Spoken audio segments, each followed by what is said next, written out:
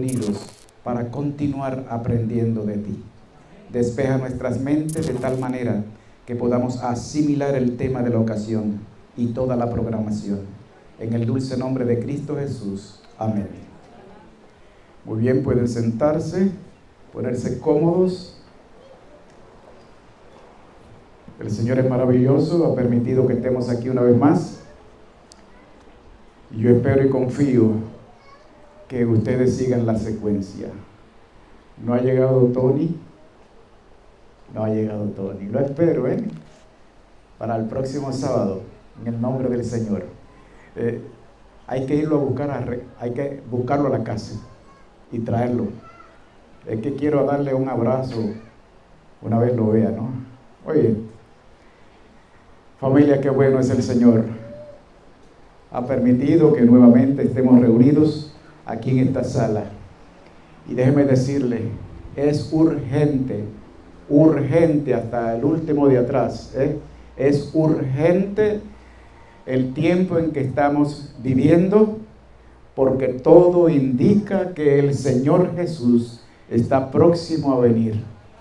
Ahora, tenemos que llegar al mapa e investigar cuál es la ruta que nosotros llevamos. Y el único que puede identificar la ruta correcta se llama Cristo Jesús. Por lo tanto, es muy importante conocer lo que dice la palabra, porque hay muchos que distorsionan el camino y eso es peligroso. Por ejemplo, una vez salíamos para las cataratas del Niágara y quise trazar yo la ruta conforme ya para ese tiempo todavía no estaba el GPS, así que me fui al mapa y tracé la ruta. Pero estando en Filadelfia, le pregunto a una agencia, a un señor que estaba en la agencia de pasajes, que cuál era la ruta mejor para llegar de Filadelfia a las cataratas del Niágara. Y saben, le mostré la que yo había señalado con el mapa. Y me dice, te vas a perder, es difícil, no vas a llegar. Bueno, me puso 1000 obstáculos para irme por esa ruta. Entonces, quise seguir la ruta que él me trazó. Así. Ok, salí. Pero no llegaba. Y estuve de Filadelfia a las cataratas del Niágara, creo que 2 días, durmiendo una noche en un hotel por el camino. Y yo me rascaba la cabeza y decía, ¿por qué no seguí la ruta del mapa? Así que de regreso entonces, uso la ruta que yo había trazado por el mapa. Salí a las 7 de la mañana de las cataratas del Niágara y a las 4 de la tarde estaba en Filadelfia. Miren eso. Cuánto trabajo y cuántas cosas por seguir a un hombre que me había dicho, esa no es la mejor ruta, es esta. En este caso, la ruta hacia la patria celestial está trazada en la Biblia. Y no podemos salirnos de esta ruta. Esta es la ruta correcta. Hoy en día, fíjense el bombardeo de aquí para allá y de allá para acá que están mencionándose. Familia, hay que tener mucho cuidado porque me distorsionan las profecías y me las sacan del contexto muchas veces. Aquí en los próximos sábados nosotros vamos a estar hablando también de estas profecías, porque el que habla aquí en la Biblia, y la Biblia es la palabra de Dios. El sábado pasado tocamos el tema de Apocalipsis capítulo 6, donde habla acerca de los 7 sellos. Y apenas tocamos el primer sello. Claro, en la identificación de quién abre los sellos, pues teníamos que hacer mucho énfasis para llegar a la conclusión que nos presenta la Biblia. Quien abre y tiene el poder de hacerlo para decirnos qué ocurría, qué ocurrió, qué ocurrirá a través de los tiempos, es Cristo Jesús. Así que tuvimos un poco de tiempo ahí identificando a ese Jesús, que es el que puede hablarnos acerca de los sellos, que son 7 tiempos diferentes en la historia que van marcando la ruta de la iglesia y lo que está aconteciendo en cada una de esos tiempos. Hoy, mi querida familia, como no pude terminar en aquella ocasión, quisiera dar un repasito así leve para entonces continuar. Nos quedamos por allá en los objetivos, no que nos quedamos, sino que llegamos hasta los objetivos que el Señor tuvo al establecer la iglesia. Objetivo número 1, ¿quién lo recuerda? Predicar. ¿Quién dijo? Óigame, lo dijo muy bien. Tiene aplausos. Muy bien. Lo tiene apuntadito. Eso es bueno. Ok. San Marcos 16, 15 y 16. Ahí está la respuesta, ¿no? Luego, ¿cuál fue el otro objetivo? ¿Quién me dice? Ser columna y apoyo ¿de qué? De la verdad. Por lo tanto, hay una verdad que debemos buscarla con mucho interés. Es la verdad absoluta. Se encuentra en Cristo Jesús. Dicen que no hay verdad absoluta entre los hombres. Pero cuando hablamos de arriba, el Dios creador tiene la verdad absoluta. Muy bien. Ahora, esa verdad absoluta y demás fue predicada por los apóstoles, que eran los hombres que Cristo tenía aquí en la tierra. Cuando Cristo vino, se encarna en el vientre de la Virgen María, nace, tiene ahora sus discípulos, sus seguidores. Y ese Jesús sí sabe enseñar, es el autor, es el creador de todas las cosas. Por lo tanto, si Él lo dice, ahí donde está mi coro. Si Jesucristo lo dice, yo lo creo. Todavía está como un poquito flojo el coro. Déjame ver si nos escuchan allá en el pueblo, en el centro del pueblo. ¿Está bien? Si Jesucristo lo dice, un poquito mejor, ¿no? Yo también lo creo, familia. Jesucristo está hablando en la Biblia y yo simplemente soy para Él un instrumento. Busco la Biblia, la leo de un sitio a otro, sin salirme del contexto, y si la Biblia lo dice, yo lo creo.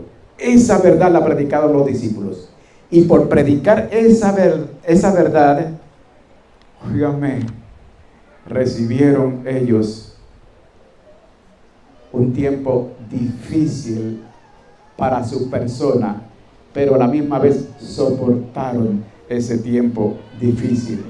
Y continuamos ahora con el costo de mantener pura esa doctrina. Dice en el libro de Hechos, fíjense, ahí lo pueden leer claro. Y hablando ellos al pueblo, ¿quiénes son ellos? Los discípulos, que eran los que enseñaban. Y hablando ellos al pueblo, sobrevinieron los sacerdotes y el magistrado del templo y los saduceos, verso 2, resentidos de que enseñasen al pueblo y anunciasen en Jesús la resurrección de los muertos, porque no creían en esto los saduceos. Y les echaron mano y los pusieron en la cárcel hasta el día siguiente, porque era ya tarde. El verso 18 dice, y llamándolos les intimaron que en ninguna manera hablasen ni enseñasen en el nombre de Jesús. El verso 19, entonces Pedro y Juan respondiendo les dijeron, juzgad si es justo delante de Dios obedecer antes a vosotros que a Dios. Verso 20, porque no podemos dejar de decir lo que hemos visto y oído. Oh, gloria al Señor. ¿De qué hablaban los discípulos del Señor? De lo que habían visto y oído. ¿De quién? ¿De quién? De Jesucristo.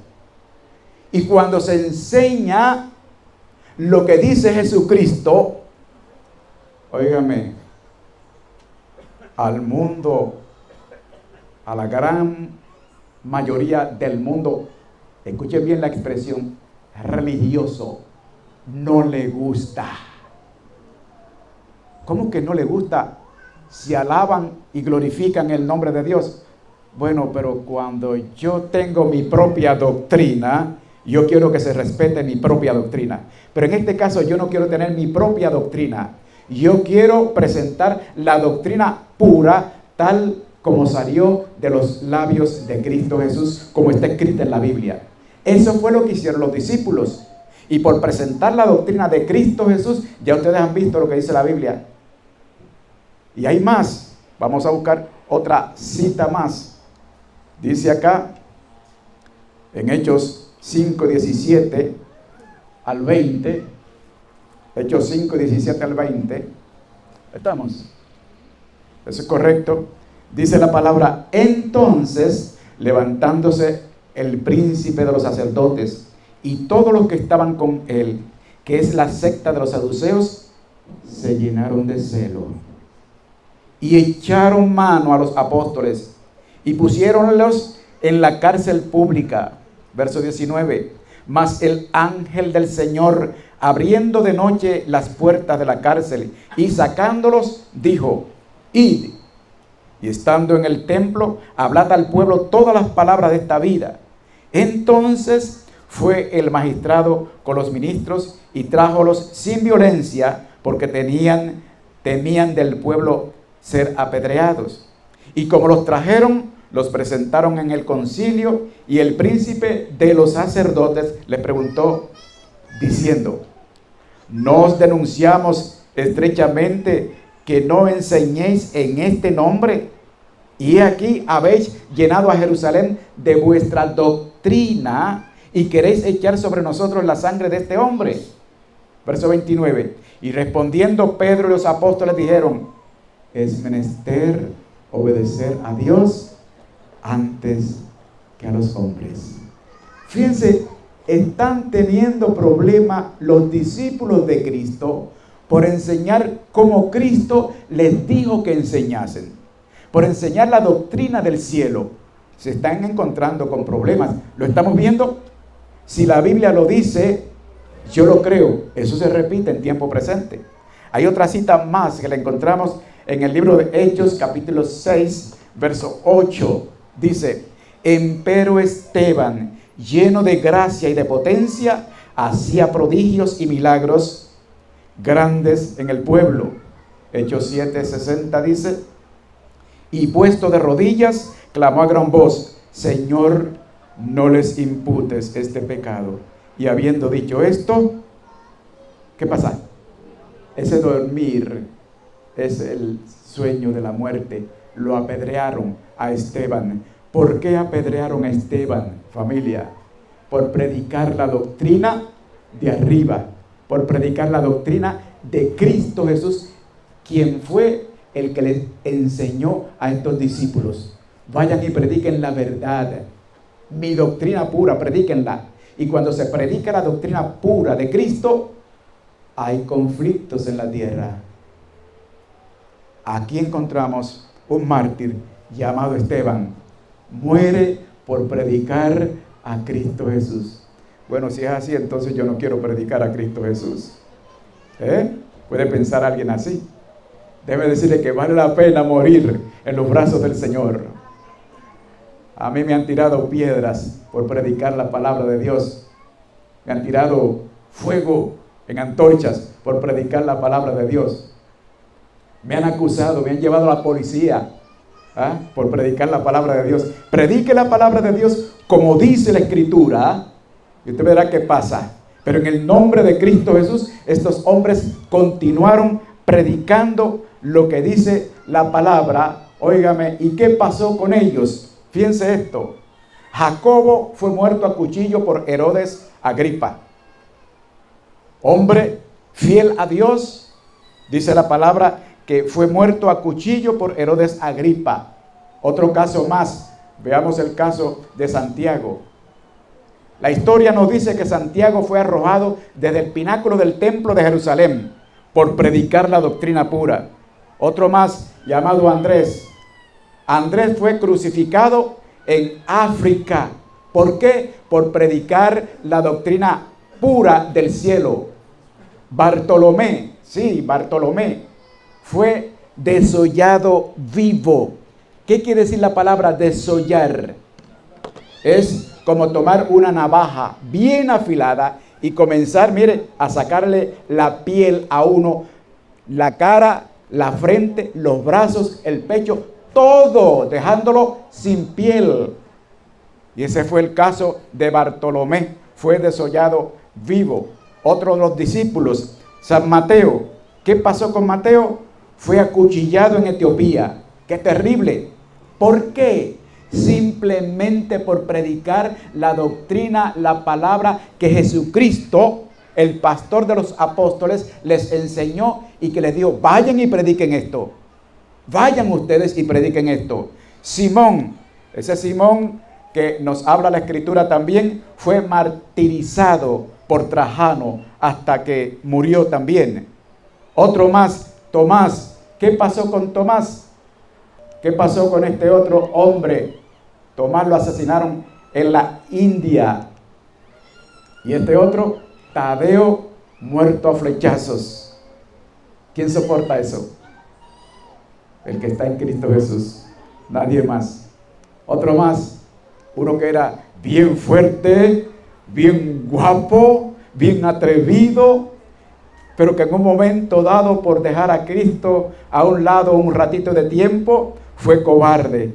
Pero luego otra vez se afinca en el nombre del Señor y sigue adelante, y fue crucificado por Nerón. ¿Por qué? Por presentar a Cristo, por presentar la verdad, familia. Este otro hombre llamado Juan, aquel que dice la palabra, se recostaba en el pecho de Jesús. Ese, aunque no fue muerto por algún flechazo o por algún fuego o por alguna razón directa, sufrió también, pero se disfrutó allá en la isla de Patmos, viendo al Salvador cómo le daba para que escribiera todo ese libro de Apocalipsis, y murió en ese destierro por allá en aquel lugar de la isla rocosa de Patmos. ¿Y qué pasó con este otro? Sabemos la historia de Judas.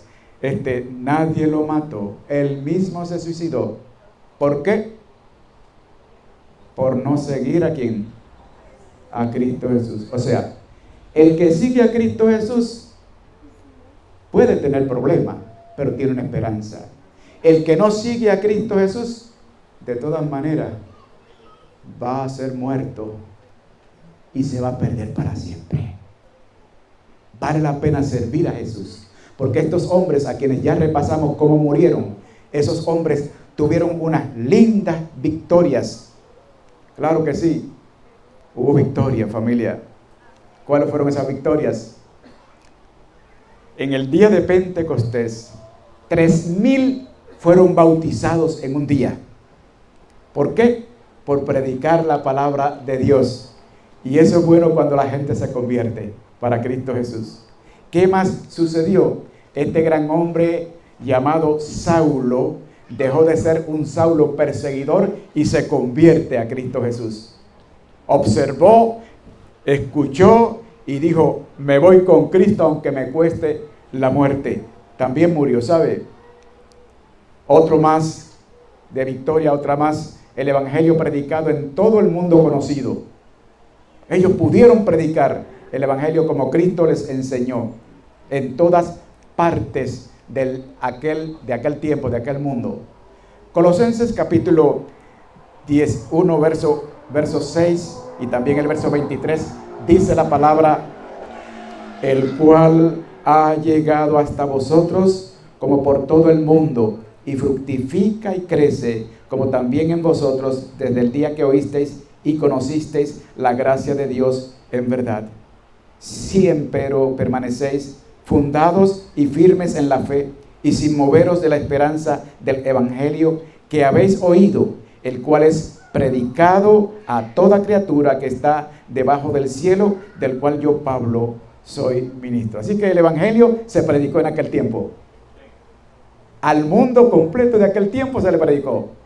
Pregunto, ¿valió la pena que los discípulos murieran atormentados como fueron por predicar la palabra de Dios? Sí, señores. Sí, señores. ¿Cuánto tiempo estamos para vivir aquí en la tierra? Ahora sí, en el tiempo presente. 70, 80, 90 años ya viejitos. Ya a mí me alcanzaron, ¿cuánto les digo? Sí, sí, ya me estoy curvando. La hija me dice, papi, ya tú estás más pequeñito. Claro. Si ya voy para los 90. Y alguien dirá, ¿qué es eso que va para los 90? Pues fácil, que voy para los 90. ¿Cuántos de ustedes van para los 90? A ver las manos. Todos van para los 90. Y para los 100 también. Y voy a entrar en la eternidad con Cristo Jesús. Que eso es lo importante. Así que aunque nos gastemos acá, si nos gastamos para Cristo es lo mejor, porque cuando venga Cristo hay resurrección y hay vida eterna para los valientes que en su nombre se atreven a exponer la palabra con un así está escrito. Y eso es lo que me interesa a mí, exponer la palabra con un así está escrito. Ahora, con esto en mente, familia, ¿qué pasa? Vamos a entrar ahora al segundo sello. Fíjense, se me había quedado esa parte la vez pasada. Ese segundo sello, que es del año 100 al 313. Ya en el año 100 al 313, ¿dónde está Cristo? ¿Dónde está Cristo ya para ese tiempo? Allá en el cielo, enseñándole. Ahora Él muere, asciende al cielo y le continúa diciendo a la humanidad desde el cielo, a quienes quieran ser sus discípulos, sigan predicando en mi nombre, sigan predicando como yo enseñé a los discípulos. Y eso es lo que hacemos. Esos son los 7 sellos, cómo van sucediéndose uno tras otro. Entramos ahora al segundo sello, y en este segundo sello aparece aquí en Apocalipsis capítulo 6 versos 3 y 4. Y cuando él abrió el segundo sello, oí al segundo animal que decía, ven y ve. Y salió otro caballo bermejo, y al que estaba sentado sobre él fue dado poder de quitar la paz de la tierra y que se maten unos a otros, y fue dada una grande espada. Entonces ya no es el caballo blanco, ¿verdad que no? Ahora encontramos un caballo bermejo. En otras palabras, la historia comienza a hacer un cambio de lo puro cuando estaba Cristo aquí en la tierra como pastor. Ahora comienza a suceder algo dentro de la iglesia, que es lo que estamos interesados a presentar acá. Vemos que ese caballo tiene una espada, es un caballo rojo, tiene poder para matar. ¿Qué simboliza ese color rojo? ¿Qué simboliza? A ver cómo están ustedes. Sangre, guerras sangrientas, persecuciones en la iglesia que el Señor Jesús estableció en aquella iglesia apostólica. Allí aparecen las catacumbas también. Desde la muerte de San Juan, el último apóstol, hasta el 313, en que se firmó el edicto de tolerancia. Durante ese periodo se desatan las 10 persecuciones generales del Imperio Romano. ¡Wow! Todo eso es historia. Ese Imperio Romano contra el cristianismo. Porque se levantan hombres y mujeres estableciendo su propia doctrina, su propia forma de creer. Y claro, cuando vamos al Antiguo Testamento, esto lo vemos desde Caín y Abel. Adán y Eva le enseñaron correctamente a Caín y Abel el camino. Pero hay uno que quiso seguir su propia creencia, su propia voluntad. Ese uno se llama, ¿quién? Caín. Caín presentó una ofrenda bonita o fea. ¿Era bonita o fea la ofrenda de Caín? Era preciosa, una ofrenda linda, creyendo que iba a impresionar a Dios. A Dios le servimos como Él pide, no como nosotros querramos servirle. Y aquí está la gran diferencia. Caín llevó una ofrenda de frutas en una canasta preciosa. En cambio, Abel llevó un cordero degollado. Observen ahora en sus mentes un cordero degollado, con la lengua por fuera, echando sangre. ¿Se ve linda esa ofrenda? No se ve nada de linda, pero fue la ofrenda que Cristo pidió, porque eso simbolizaba la muerte de Cristo muriendo por el pecador. no una canasta de frutas. Yo no puedo adorar a Dios ni servirle como Él no ha dicho. Yo tengo que servirle como Él dice, aunque muchas veces parezca ilógico. Wow. Y yo no estoy aquí para perderme, ni para que ustedes se pierdan. Estamos aquí ¿para qué? Para ser salvos. ¿Cuántos quieren ser salvos? A ver las manos, en alto. No se me queda ni uno solo. Ayúdenme ahí al hermano Cheo, que no sé si es que no la puede levantar. ¿Cuántos quieren? A ver la mano. Ahí la levantó, qué bien. El ejercicio es bueno, Cheo. Mi querida familia, ahí está la espada, que fue terrible. Los cristianos morían mártires en el circo romano, devorados por las fieras, quemados vivos. ¿Cuánto sufrían esta gente? Y todo eso es historia. Todo eso se dio simplemente por querer ser fiel a Dios. Sea usted fiel a Dios.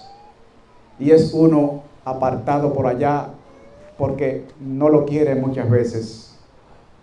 Sea uno que corre con el montón y usted verá cómo progresa muchas veces. Pero el Señor tiene la recompensa linda para usted y para mí. Muy pronto, cuando Él venga en gloria, familia, entonces se marcará la diferencia. Los fieles y los infieles. Muchos que presenciaban el espectáculo para divertirse, terminaban convirtiéndose. ¿Usted sabe lo que es ver a una persona fiel en ese espectáculo siendo devorado por los leones o tal vez en el fuego que comienza a arderle de las piernas hacia arriba y esa gente ahí sin haberle hecho daño a nadie? Aquellos se burlaban desde las bancas y esas gentes ahí sufriendo que decían, yo los perdono. Entonces muchos de los que iban a divertirse decían, esto tiene que ser de Dios. Es imposible que un ser humano en la carne pueda decir, estando en este tormento, yo los perdono. Familia, qué bueno es el Señor, que da ese corazón de valiente a los que queremos servirle. Para salvar sus vidas se refugiaban muchos de ellos en las catacumbas. Se metían en los montes, no podían salir, era terrible la persecución. Y quiero decirle que estos hombres tienen la vida asegurada en Cristo Jesús. Dice la palabra de Dios en 2 Tesalonicenses 2:7, porque ya está obrando, escuchen esto, el misterio de iniquidad. Solamente espera hasta que sea quitado de en medio el que ahora impide. Y entonces será manifestado aquel inicuo, al cual el Señor matará con el espíritu de su boca y destruirá con el resplandor de su venida. Aquel inicuo cuyo advenimiento es según operación de Satanás, con grande potencia y señales y milagros mentirosos, y con todo engaño de iniquidad, en los que perecen por cuanto no recibieron el amor de la verdad para ser salvos. Sí, yo puedo estar disque adorando a Dios, yo puedo cantar alabanzas, yo puedo estar haciendo muchas cosas, pero el Señor conoce el corazón y sabe si lo estoy haciendo de verdad. Con esto yo puedo torcer la escritura y alabar a Dios en la expresión con mi voz, pero Dios no puede escuchar así. Caín fue un fiel religioso. Caín llevó una ofrenda a Dios, quiso agradarle. No es que estaba diciendo yo no creo en Dios. Él demostró que sí creía en Dios y le llevó la ofrenda, pero como no fue como Dios dice, Dios no la pudo aceptar. Nosotros, querida familia de Maranata, aquí en Calley, estamos porque se trata de vida o muerte, se trata de tu salvación eterna, se trata de mi salvación. Estamos nosotros, familia, estamos en el lugar correcto. Estamos queriendo hacer lo que el Señor nos señala. Yo estoy queriendo hablar al corazón de ustedes. Yo siento la necesidad grande de un día llegar a la patria celestial. No estoy aquí para hacer cuentos, historias. Estoy aquí para exponer la palabra como así está escrito. Por eso, al ver el mensaje de los 7 sellos, he querido proyectarlo porque nos dice la historia desde los apóstoles hasta el tiempo presente y qué va a suceder próximamente. Vamos a estar aquí hasta que veamos a Cristo Jesús viniendo en gloria en los temas, señalados con los temas que tenemos. Así que vale la pena dejar la casa un rato, vale la pena dejar allá el comercio un rato, el trabajo un rato y venir a escuchar, porque se trata de tu eternidad, de tu vida futura. Y yo quiero exponer esta palabra con todo el buen uso de la razón, permitiendo que Cristo me use al exponer la palabra. Estos hombres de Dios, querida familia, por mantener la verdad, entonces eso les costó mucha sangre a esos hombres del pasado.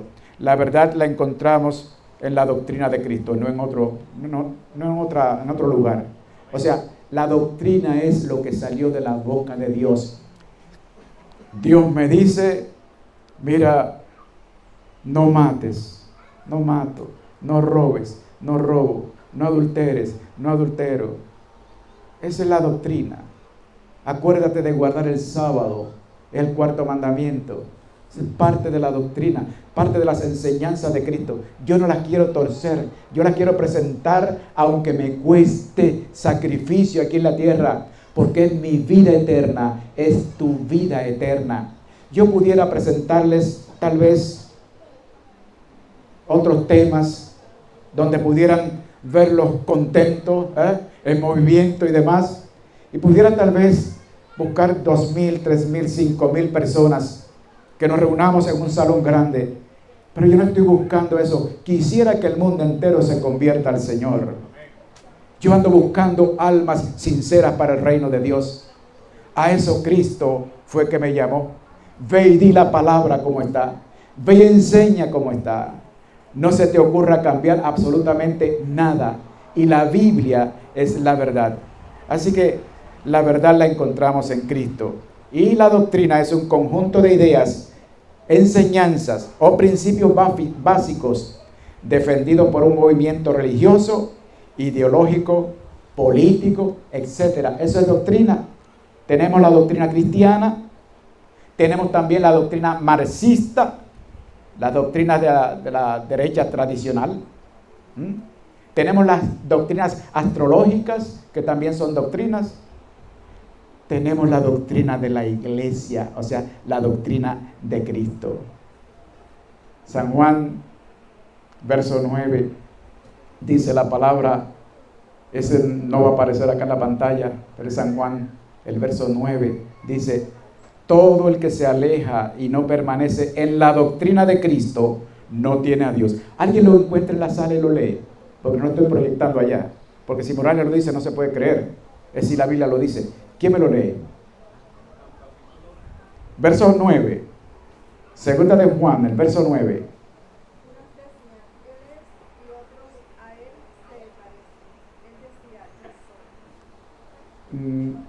Segunda de Juan, verso 9. Mire a ver si. Segunda de Juan, verso 9. ¿Quién lo tiene? Segunda de Juan está al final. Ajá, hermana, léalo.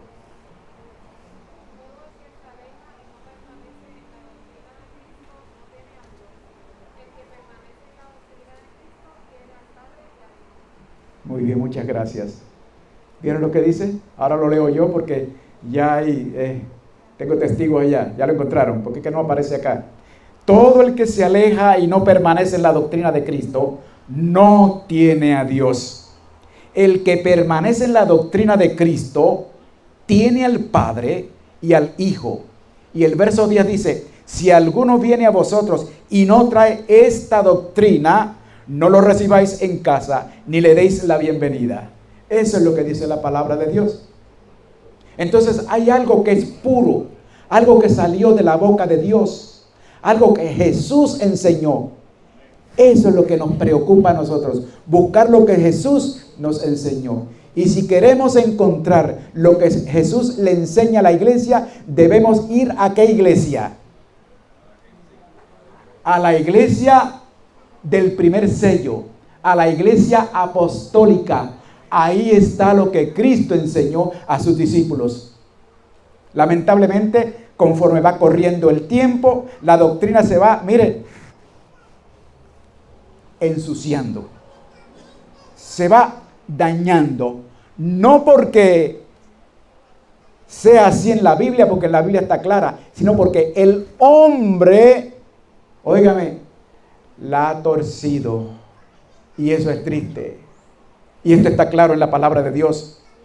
¿Cuál es la doctrina de la iglesia? San Marcos 7:7, tampoco lo tengo allá en la pantalla. Dice, en vano me honran cuando enseñan como doctrinas mandamientos de hombres. Y ya esto lo había profetizado Isaías en el capítulo 29, verso 13. Ahí dice, no lo tengo en pantalla tampoco. Dice pues el Señor, este pueblo se me acerca con su boca y con sus labios me honra, pero su corazón está lejos de mí y su temor hacia mí fue enseñado por mandato de hombre. Todavía, familia, Jesús dice más. Claro, cuando estaba como hombre aquí en la tierra, en San Juan 7:16 dice, Jesús respondió, mi doctrina no es mía, sino de aquel que me envió.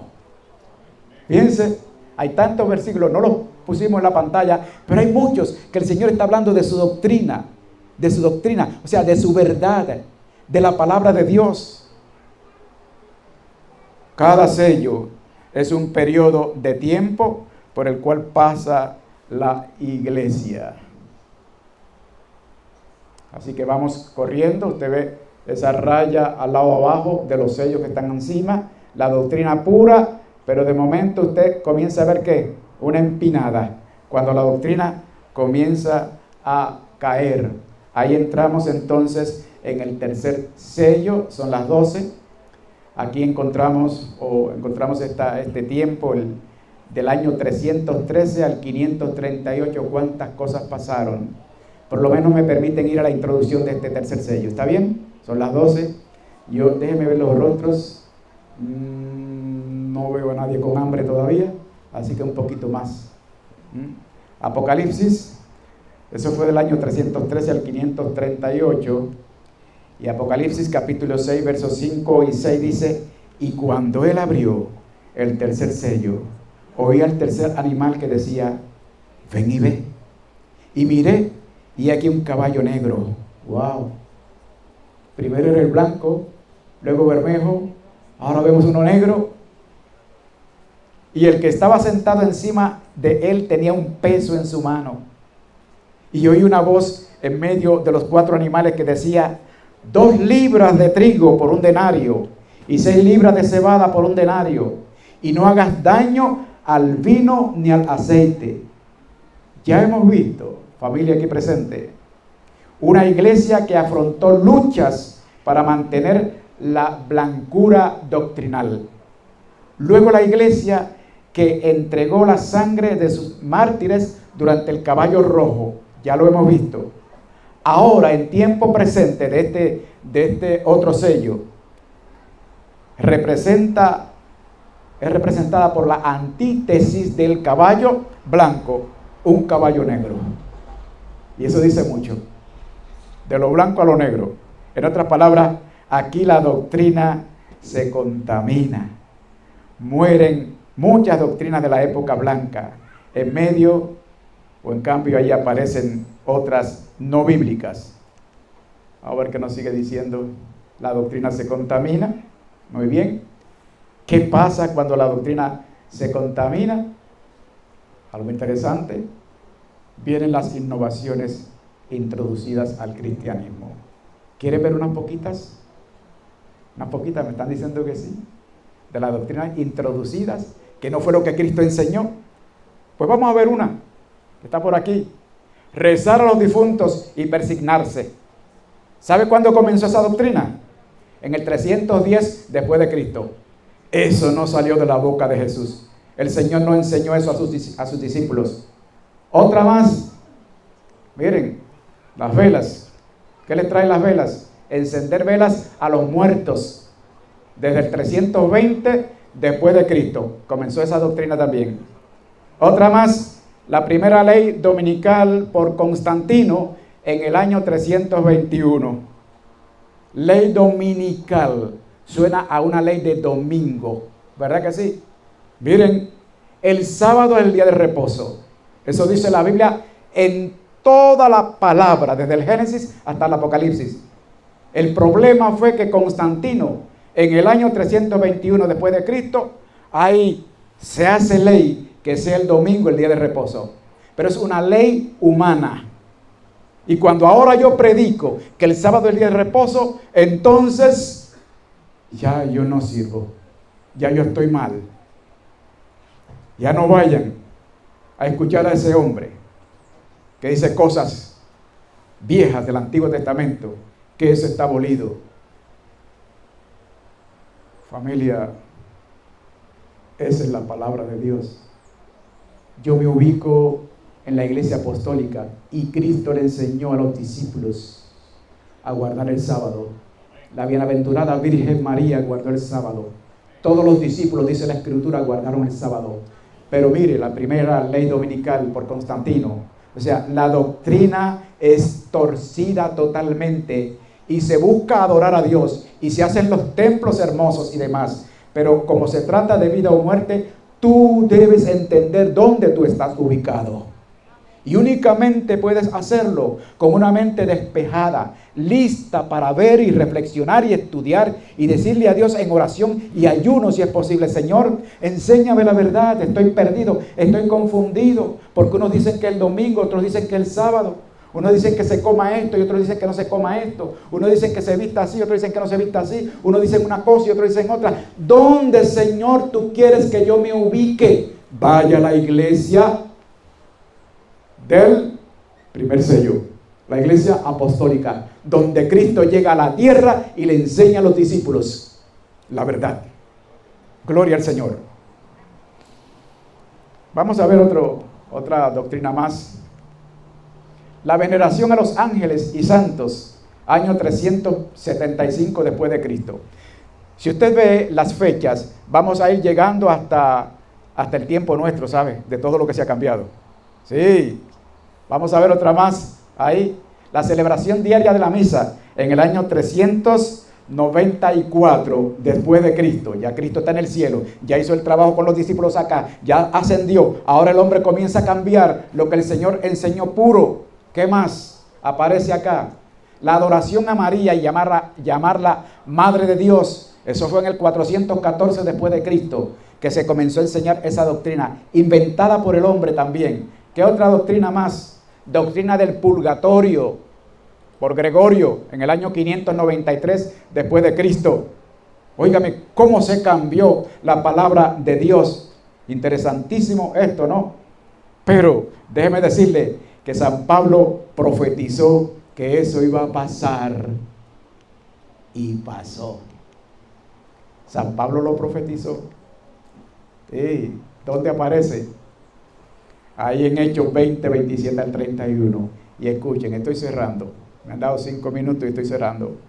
Porque no he recibido de anunciaros, o debo decir, porque no he rehuido de anunciaros todo el consejo de Dios.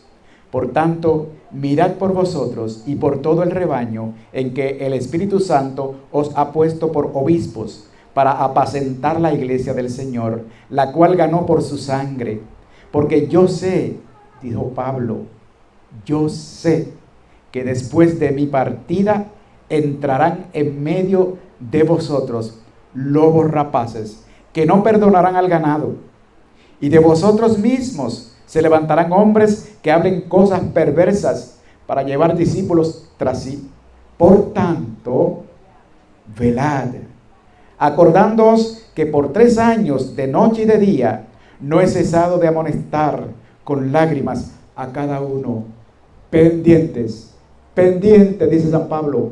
Cuídense que después de mi partida, yo estoy enseñando lo que me enseñó Jesús, dijo Pablo. Yo estoy enseñando lo de la iglesia del primer sello, la iglesia apostólica. Pero cuídense, porque cuando nosotros vamos a desaparecer, nos va a alcanzar la muerte, van a venir hombres y mujeres inventando doctrinas para traer para ellos discípulos. Y quiero decirles, cerrando con esto, que la iglesia se ha comercializado. Eso lo vamos a ver más adelante. La iglesia se ha comercializado y todo este cambio es un comercio, óigame, precioso. Se puede uno llenar el bolsillo y llenar el banco con el comercio que se ha hecho de la iglesia, porque el hombre y la mujer, el niño, nace con ese instinto de adorar y quiere adorar. Pero como no entiende dónde adorar, donde se le ha enseñado desde pequeño, ahí está adorando. Donde ve que se adora, ahí se mete, porque eso es un instinto del hombre. Pero debemos adorar como dice la Escritura, porque es por tu salvación. Aquí hay vida, y hay vida en abundancia en la palabra y en Cristo Jesús. Ocúpese usted, tráigame otras personas el próximo sábado, porque vamos a estar hablando de esa comercialización que se ha hecho. ¿Vieron que dice el tercer sello que se vendía el trigo, la cebada, qué sé yo qué, por cuánto? Denario. Vamos a ver qué significa eso. La venta aquí en la tierra que se ha vuelto y cómo ha crecido la religiosidad. Óigame, y es lindo el negocio, el business es lindo entre los hombres. Pero yo no quiero business aquí. Yo entiendo que yo soy responsable de mi salvación ante Dios y de la salvación de todo aquel que escucha la palabra que puede salir de mis labios. El Señor me libre a mí de traer un engaño, decirle a usted una cosa que no es la que Jesucristo enseñó. Dios les bendiga ricamente, mi deseo. Y en mi oración oramos. Padre eterno, Padre amante, te agradecemos, oh Señor, porque nos trajiste a la existencia. Disfrutamos la vida. No queremos que en ningún momento se nos escape. En algún momento tal vez vamos a reposar un poco más de lo acostumbrado, pero sabemos que cuando tú vengas en gloria, levantarás de la tumba a todos aquellos que hemos vivido para ti. Y tal vez a nosotros nos toque la dicha de verte venir en gloria, porque sabemos que muy pronto llegarás. Guárdanos para ti, despídenos de este lugar con tu bendición, nunca de tu presencia, y danos la salud para que el próximo sábado nos encontremos nuevamente aquí escuchando tu palabra. Por Cristo Jesús. Amén. Bien, pueden sentarse. Quiero decirles que con la ayuda de Dios nos veremos el próximo sábado en este lugar. No voy a decir si Dios quiere, porque Él quiere.